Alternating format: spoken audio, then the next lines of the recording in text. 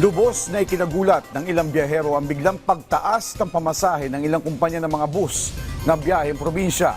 Alamin ang detalye sa report ni Bernard Ferrer.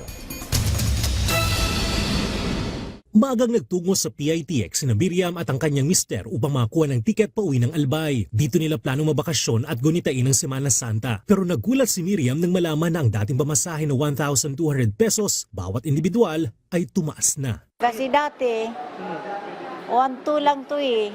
O aircon na rin. Pero ngayon, laking taas. 1,800. Sabi ko, nakakagulat po ma'am. Dati 1,200 lang po ito.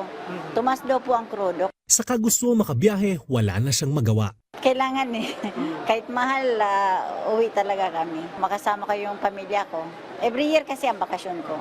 Nakapag-book na si Sinya ng tiket pauwi ng Naga City noong March 1. Planong magbakasyon nila ng kanyang kapatid at ang kanyang ina nakababalik lang mula sa Malaysia. Labis ang kanilang pagkagulat nang singilin sila ng dagdag na pamasahe. Pinagbayad pa po kami ng parang additional fare kasi nagtaas na daw po yung gas. So, ang nangyari po, from 1,480 naging 1,630 po. 8 bus company ang nireklamo ng pamunan ng PITX sa LTFRB matapos magtaas ang pamasahe sa kabila ng suspension sa fare hike na pinag-utos ni Paulong Ferdinand R. Marcos Jr. Bicol Isarog, RU Diaz, St. Martha, RMB, DLTB, Bicol Magayon, Superlines, JBH.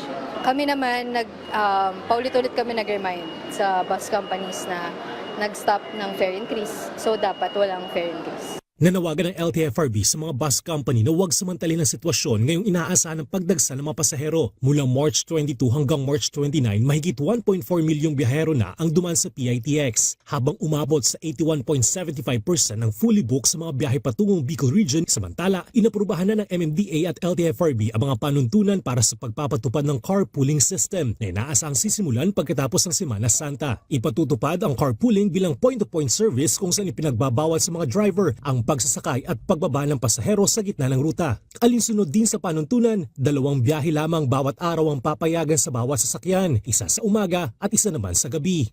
Bernard Ferrer para sa Pambansang TV sa Bagong Pilipinas.